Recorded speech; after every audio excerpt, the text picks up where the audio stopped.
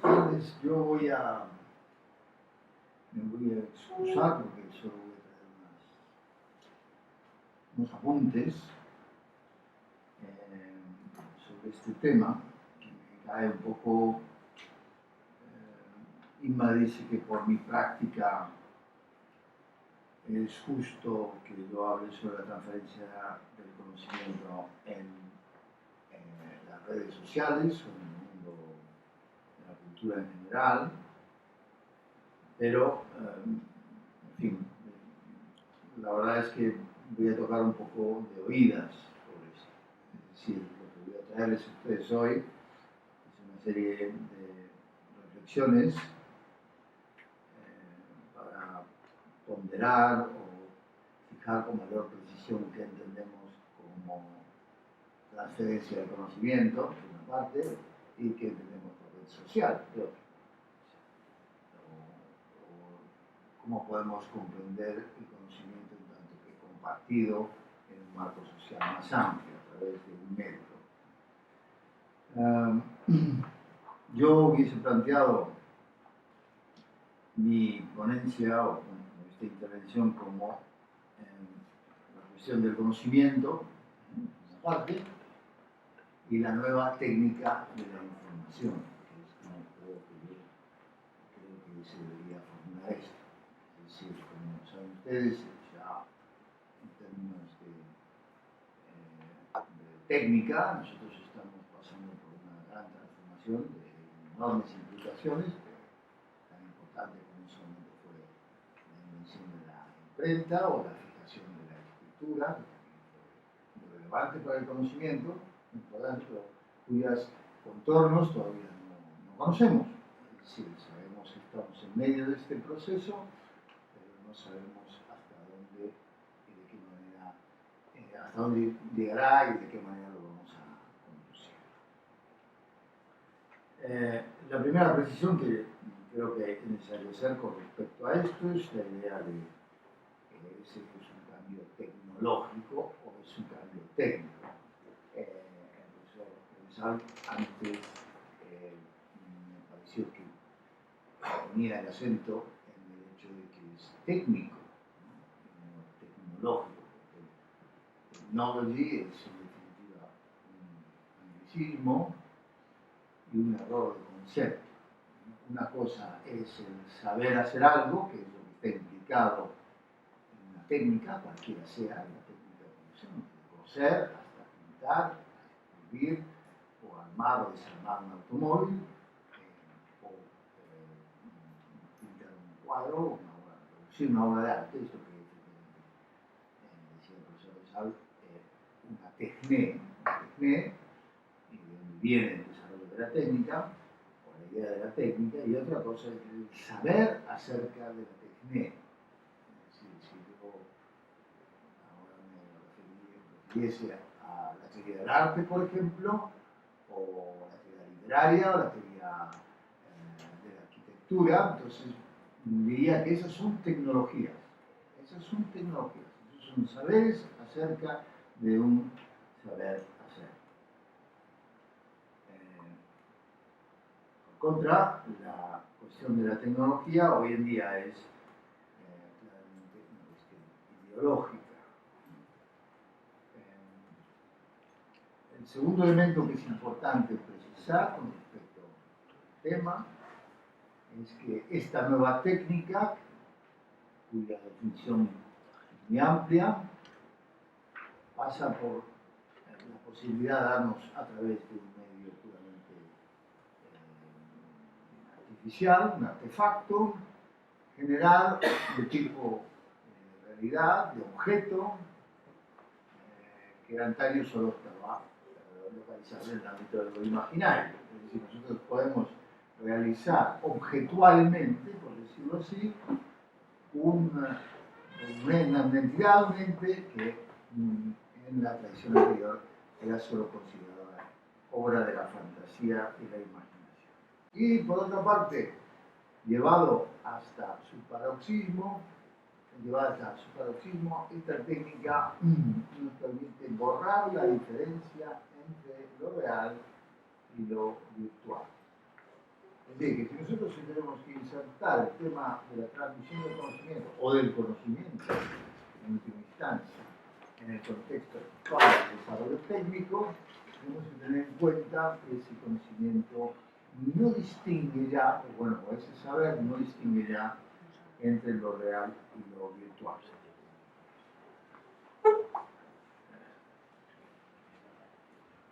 ¿Cómo es esto posible? Tenemos hoy en día unas máquinas ya que tienen aproximadamente medio siglo concebidas, que son capaces de transponer al lenguaje de ellas mismas, es decir, al lenguaje que ellas mismas intercambian y generan, la vida cotidiana, la memoria, la experiencia visual, la representación literaria y en general todos los elementos que antaño estaban más o menos distribuidos o afectaban a ámbitos que no estaban abordados por la técnica. Si hoy en día hay un retroceso de las llamadas humanidades y una prevalencia evidente de los saberes técnicos, se debe simplemente a que hoy en día el lenguaje del saber y del conocimiento es fundamentalmente técnico y se basa en principios que son técnicos. Por tanto, sus unidades, lo digo, intervengo de esta manera un poco a posteriori, ¿no? De la ponencia anterior, de los comentarios que se hicieron antes, es lógico que hoy en día los criterios sean puramente técnicos o científicos, como se los suele llamar, ¿no? Y no tanto humanísticos. Porque, en fin, en definitiva, el discurso o el ámbito de desarrollo y de exposición, incluso de las humanidades, se vale también de los mismos recursos de la técnica. ¿Cómo se manifiesta esta incorporación de la técnica a nuestra vida cotidiana? Creo que todos nosotros sabemos cómo tiene lugar. Yo voy a traer algunos ejemplos, ¿no?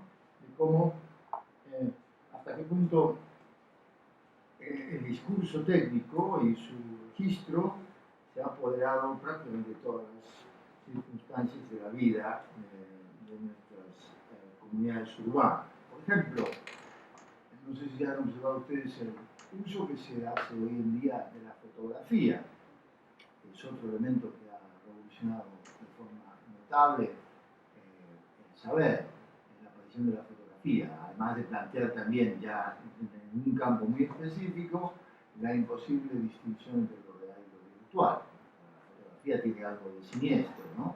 Tiene algo de que es muy real y al mismo tiempo es lo más mentiroso, lo más falso que pueda producir.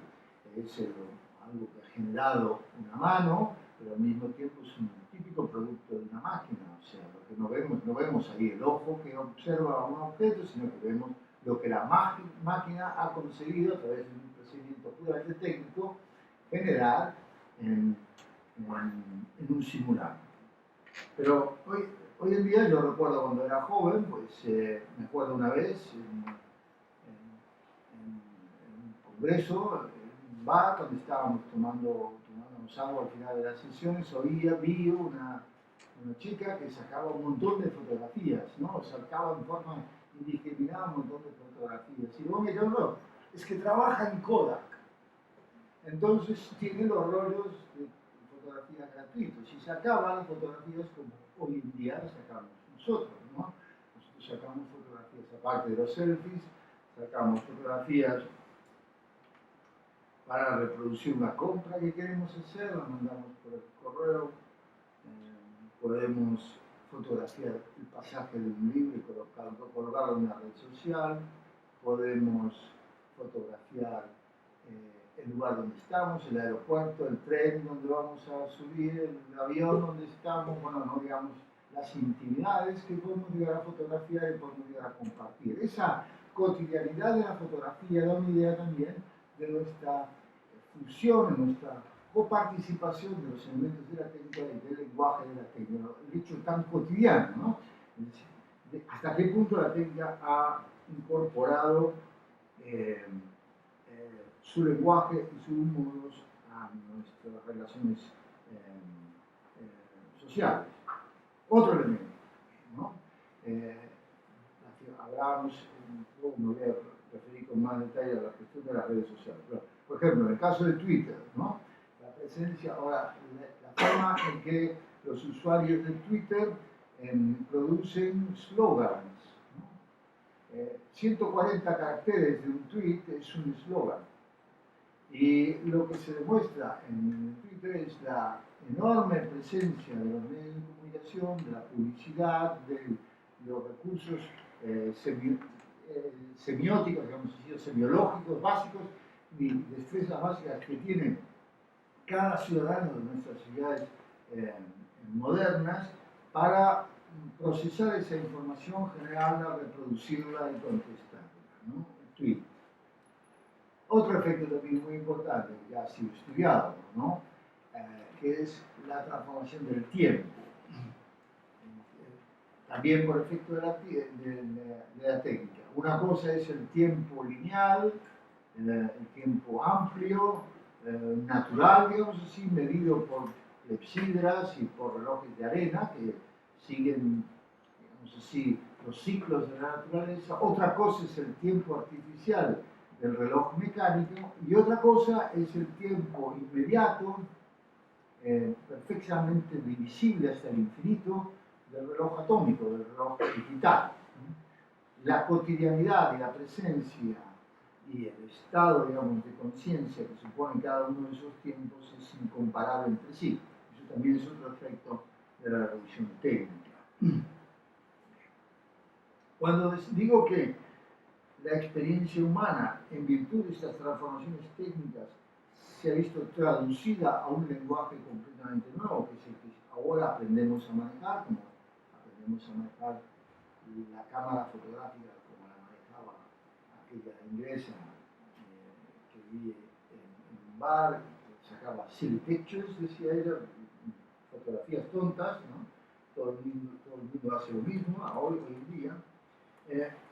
La forma de la importancia de esta traducción de la experiencia implica que nos vamos haciendo, por efecto de esta técnica, más hábiles en aplicar la lógica de estas máquinas, que es una lógica que en lugar de incorporar lo singular, reduce todo lo singular a las condiciones de lo general. Es una lógica excluyente. Es una lógica que solo entiende, en definitiva, de dos posiciones, o 0 o 1, positivo o negativo, y la composición numérica de esa oposición para determinar cada uno de los objetos a los que se aviene. Por consecuencia, el efecto de la aplicación de esta técnica implica la homogeneización, es decir, la transformación de la variedad de la experiencia humana en un elemento que es concebido exclusivamente para ser incorporado a una memoria. Es decir, para decirlo en breve, la lógica de las máquinas, la lógica de esta transformación técnica, lo que hace es reducir la variedad de la experiencia a una condición básica para poder ser incorporada a lo que yo llamo el archivo, es decir, para poder ser archivada, ser elaborada, procesada y reciclada por esas propias máquinas en el futuro. Las máquinas lo hacen por un procedimiento muy sencillo, muy elementario, no es que sea sencillo, sí, es bastante sencillo, ¿verdad? La única complejidad que presentan estas máquinas es que simplemente dependen de su potencia de cálculo, pero lo único que hacen estas máquinas es hacer cuentas, computar. Computer quiere decir eso exactamente, calcular, hacer cálculos y reproducir a través de variedades numéricas la enorme cantidad de matices de cualidad que la experiencia cotidiana hasta ahora podía alcanzar en la vida diaria. Los procesadores lo que hacen es, por lo tanto, ir conformando una memoria. Y, en consecuencia, en vista de que trabajan fundamentalmente con memoria de esos datos que han acumulado, lo que hacen es pensar. en términos filosóficos, por decirlo así se pensó la razón en el comienzo de la época moderna. El pensamiento es cálculo. Y no hay hoy en día ningún criterio de fondo que permita distinguir el pensamiento de un ser humano, con todos sus matices, sus riquezas y sus variedades, y el pensamiento, entre comillas, de una máquina, si los dos objetos que hoy en día trabajan, las máquinas y los seres humanos, son igualmente atesorados en el mismo archivo de memoria, por el mismo procedimiento digital. Sobre la necesidad de la memoria para el pensamiento, Aristóteles ya advertía esto, que ningún conocimiento humano es posible sin memoria. La memoria es en realidad el elemento central del pensamiento. Hay grados de memoria, dice Aristóteles. Aristóteles decía que había 4, ¿no? A través del conocimiento de las causas. Pero bueno, pero luego los modernos, a pesar de que rectifican el modelo aristotélico originario, reafirman esta posición. Hume, Locke, Hobbes, Descartes, etc. Lo que hacen es descomponer el pensamiento como memoria, es decir, el pensar, en distintas funciones que clasifican. Toda la época moderna no es más que el desarrollo de estas funciones diferenciadas: percepción, sensibilidad, imaginación, memoria. Pero si lo pensamos bien, es una sola cosa. O sea, la diferencia es totalmente retórica, ¿no? Irrelevante. ¿Qué diferencia hay entre que yo recuerde algo o que lo imagine? ¿Qué diferencia de fondo hay entre que yo utilice un concepto para resolver una situación práctica o que recuerde ese mismo concepto para aplicarlo a la situación práctica? Esa es la misma función mental. Y en virtud de esa comunidad íntima que afecta a esas funciones mentales, las máquinas tienen hoy en día, una vez que Turing descubre por un procedimiento un poco elíptico, llega a la famosa máquina esa, el primer computador que en la Segunda Guerra Mundial, que usaban los alemanes para controlar los movimientos de sus ejércitos. Digo, ese primer computador está basado conceptualmente en la idea de que las máquinas y los seres humanos funcionamos en términos de pensamiento de la misma manera. También puedo traer a colación otra similitud. La importancia de la memoria para el conocimiento es obviamente muy relevante. En América del Sur, por ejemplo, se llama a los locos, a los psicóticos, enfermos de la memoria. Y en las sociedades occidentales avanzadas tenemos hoy en día un mal, un flagelo, que es el mal de Alzheimer, que en realidad es una especie de psicosis senil, digamos así, el efecto del deterioro de las funciones mentales, que ataca justamente la función mnémica, la función de la memoria. O sea, que cuando hablamos de conocimiento, hablamos necesariamente de memoria.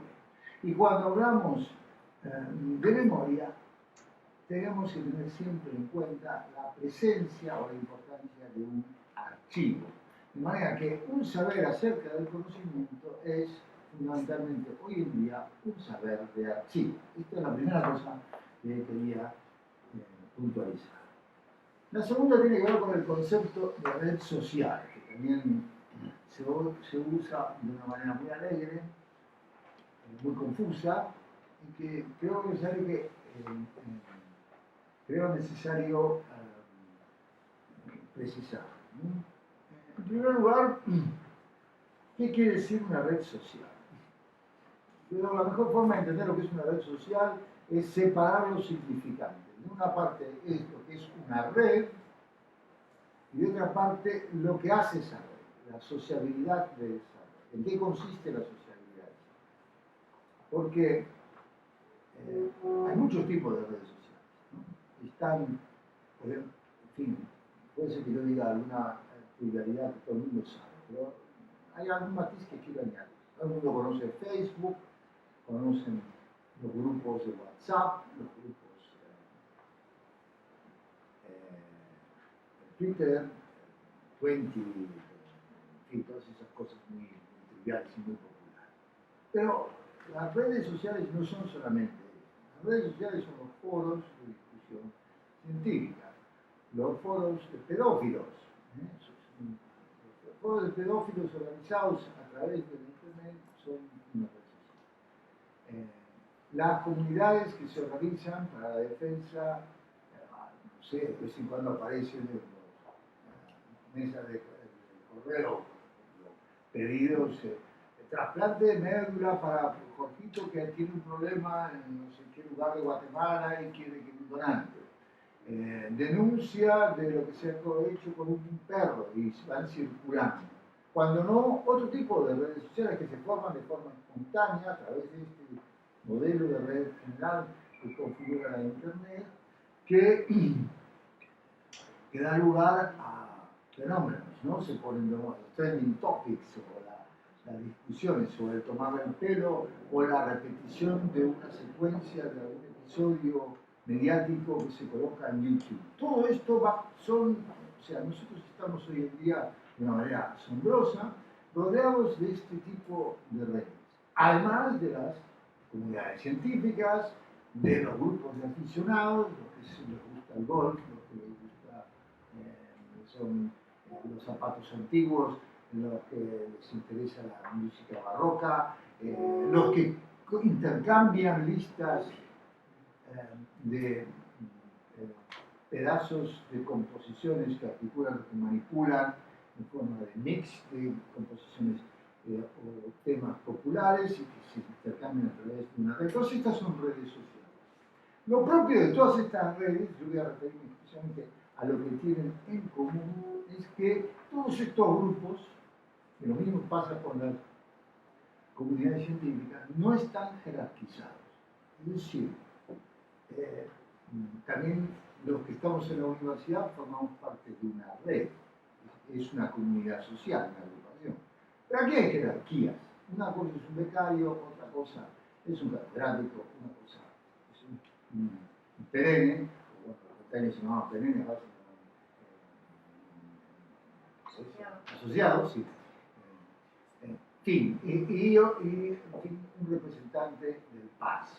Si ahí hay jerarquía. En las redes sociales no existen las jerarquías. Lo propio de la red social es que todos los miembros son iguales. Todos ellos funcionan de la misma manera. A veces podemos encontrar en algún foro diferentes. Hay un senior, un junior, un moderator, un administrador, un premium. Yo he visto también un premium, nunca he entendido muy bien qué significa. No sé si es uno que paga, mantiene la red social o lo que sea. Pero en general, lo propio de las redes sociales es esta cosa muy llana, muy horizontal, muy democrática, que implica que todos los intercambios, y esto es importante, en el orden del conocimiento, la transmisión del conocimiento, son horizontales. Es decir, no hay un individuo que dicta, puede ser saber, el conocimiento, la relevancia del conocimiento del saber en el marco de una institución. No, la institución se caracteriza por su llaneza. Y la sociabilidad dentro de esa red no tiene por objeto establecer ninguna diferencia, sino más bien hacer sobresaltar la identidad de los miembros de la comunidad. Es decir, lo que hace la red es hacer converger a los miembros que la forman hacia eso que comparten. Esa agrupación es conocida, es parecida a las otras agrupaciones de individuos. Es decir, una red social no se distingue mucho de un partido político, o de un club, o un grupo de aficionados, o originariamente, lo que es el origen de las agrupaciones humanas, una partida de caza, de cacería, donde los individuos se juntan para realizar una tarea específica en común. La diferencia que tiene la red social con las fórmulas tradicionales es que en las fórmulas tradicionales, club, partido, asociación, iglesia, comunidad espiritual, etcétera, etcétera, el acceso es difícil, como está mediado por cierto pasaje, mientras que en la red social el acceso es inmediato. Me apunto y así como me apunto, me puedo salir, puedo bloquear a los otros miembros, puedo filtrarlos, puedo adherir a sus posiciones o dejar de adherirlos, o en última instancia puedo, lo que en otro contexto me plantearía un montón de problemas de tipo social y cultural, pensemos en una institución académica, o un club, o un partido político, una disidencia en un partido político obligaría a un caso de expulsión. Nadie es expulsado literalmente de la red social, ¿no? ¿Por qué es importante marcar esta diferencia de la asociación con respecto a las formas de asociación que antaño regían los vínculos sociales? Porque todo lo que las redes comparten, y el conocimiento es una de las cosas que estas redes comparten, porque ellos saben, es tan lábil y tan leve y tan intrascendente, justamente tan lábil, tan leve y tan intrascendente, como la forma en que los distintos miembros de la red social se incorporan a la red, sin compromiso decisivo o trascendente. Yo puedo unirme a un grupo de Yahoo y salirme cuando quiera. Los conocimientos y las aficiones y los valores, en definitiva, que están en juego en esa red social, son igualmente leves e intrascendentes. Esta es la gran diferencia. Yo creo que esto quede más o menos. Pero ahora, si ahora juntamos conocimiento y redes sociales, que es el tema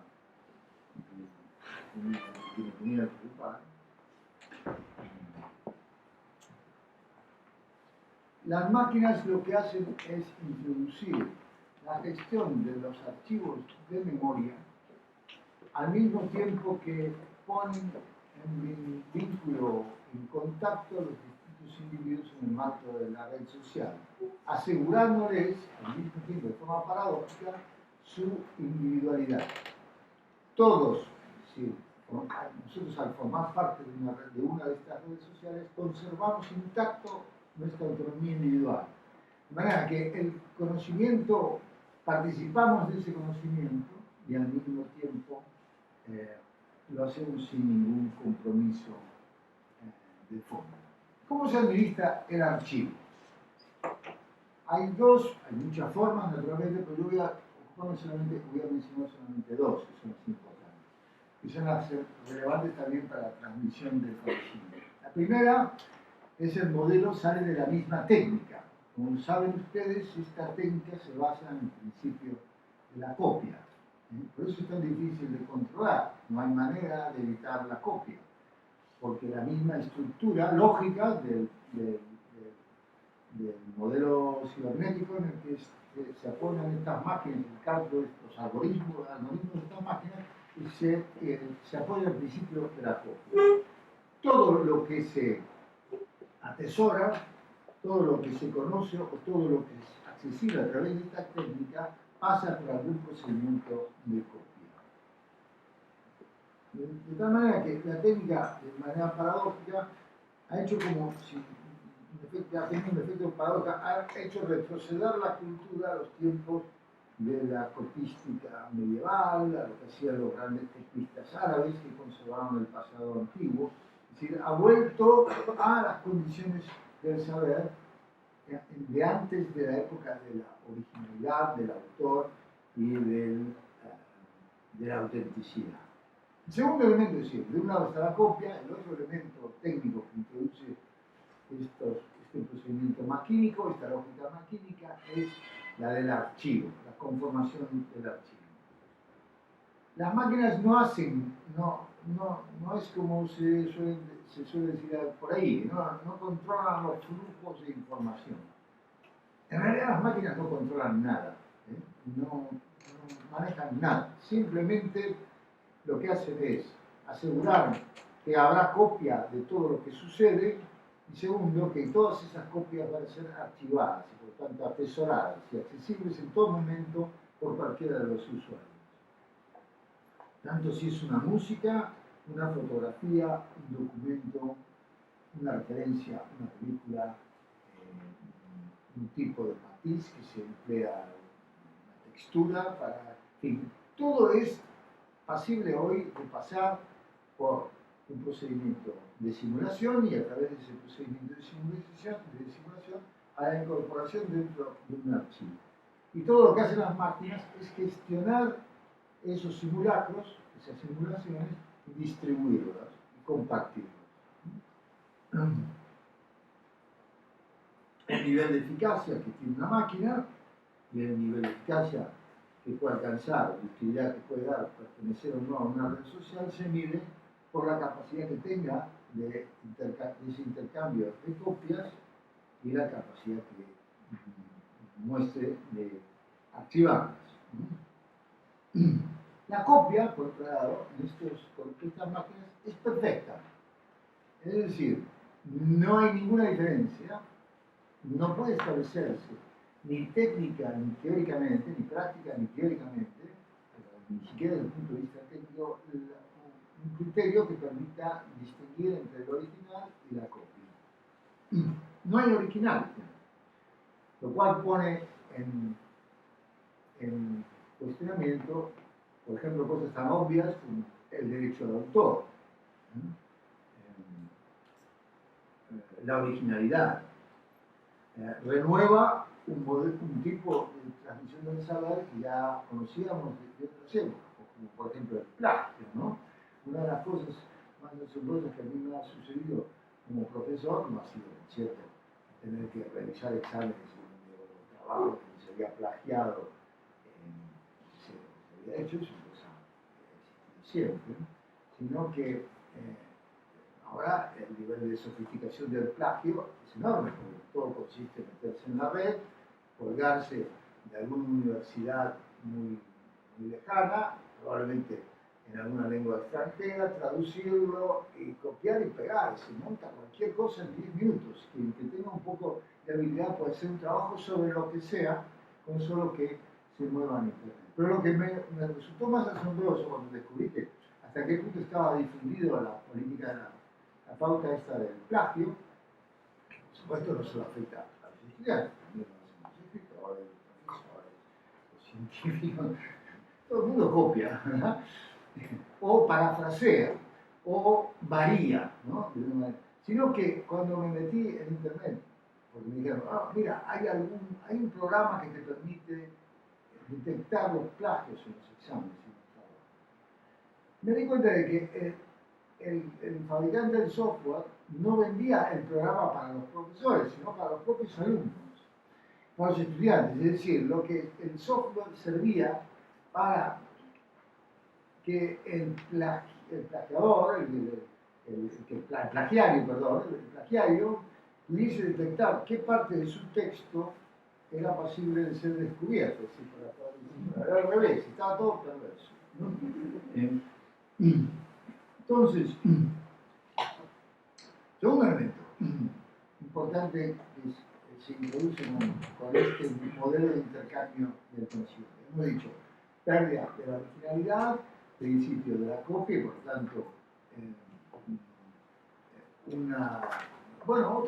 otra manera de tomar las ideas, de tener las ideas, de coger las ideas. No le damos esa implicación y esa relevancia que antaño tenía, trascendencia. Bueno, no importa, si no es uno, lo descubrirá otro y será inmediatamente transformado y modificado por el que sigue. El segundo elemento muy importante es la importancia que adquiere hoy en día la idea de memoria. Yo no sé si esto ustedes lo quieren ver. Hoy en día la memoria, aparte de ser una especie de causa mediático, ya el solo hecho de que algo se recuerde, que algo se convierta en efemérides, o que algo se documente, que hay un monumento asociado a esa memoria, es una cosa de un enorme valor en la sociedad contemporánea. Pero hoy en día todos los saberes en el campo de las humanidades están acompañados con su correspondiente historia, y la historia está asociada a la actividad de la memoria. La historia del arte, la historia de la filosofía, la historia de la arquitectura, la historia de la literatura son infinitamente más importantes y más relevantes que la teoría literaria, la filosofía o la arquitectura, o el arte mismo. Es decir, el papel de la historiografía acompaña, digamos así, la relevancia social y académica de la historiografía, acompaña, de hecho, esta prevalencia de la memoria. Y no es que estemos hoy en día más memoriosos, no, este es un efecto secundario de este mismo desarrollo técnico, ¿no? Por ejemplo, cuando yo estuve un año de becario miserable en París, en los años 80, y tenía un amigo que también era becario, un libanés, cuyo tema de investigación era, estudiaba él, todas las veces en que aparecía la palabra mitos en la obra de Platón. Es decir, el hombre se pasó un año de su beca recorriendo todos los textos platónicos para extraer el lugar, pues, luego venía la paja académica, estudiar el contexto, el significado que tenía esa palabra tan importante, mitos, relato, en la obra platónica. Hoy en día yo aprieto un botón sobre un DVD que tiene digitalizado en griego en varias versiones toda la obra platónica y tengo todos esos pasajes, más todos los comentarios acumulados. Es decir, ni la beca, ni el proyecto de investigación, ni el saber acumulado a través del saber que dice el proyecto de investigación tendría más valor que el yo voy a contar. Bien, ahí voy, rápido. Sí, mejor para mí. Y peor para mí. No. Quiero decir, lo que quiero dejar ahora señalado es que el conocimiento está hoy en día por detrás, la transmisión del conocimiento está por detrás de ese contexto espiritual que abre la sociedad maquínica en la que nosotros nos movemos, cuyo lenguaje es el que reduce toda la variedad de lo que antaño eran las humanidades, incluso de las ciencias puras, porque la geniada de que nosotros estamos siendo maltratados por los científicos y que los científicos también son maltratados, también se someten ellos mismos a los mismos patrones estos tan terribles de juicio y estas pautas tan técnicas y tan draconianas, digamos así, de valoración. Por lo tanto, todo saber hoy en día tiene que pasar necesariamente por la administración de esa forma de archivo. Tiene que incorporarse y traducirse en el lenguaje de la máquina y reconocerse dentro de ese lenguaje, dentro de su ámbito propio. Yo creo que este es el horizonte cotidiano, auténtico, contemporáneo, y sobre el que había que reflexionar. Habría que reflexionar. Porque este desarrollo es prácticamente imparable. Y se mueve con una lógica que es autónoma, con unas necesidades y que comunica estrictamente o estrechamente con nuestros modos de vida. Es decir, no podemos ir en contra, no es que estamos en contra de las máquinas, no, es que las máquinas hoy en día, tal como las hemos diseñado, son las que diseñan nuestra vida cotidiana. Por lo tanto, ponernos en contra de ese lenguaje sería algo mínimo como desgajarnos, descomponernos respecto de la realidad social que nos circunda. Bueno, yo tengo más cosas, pero no hay más. Me quedo aquí. Has dado un montón de ideas, un montón de ideas.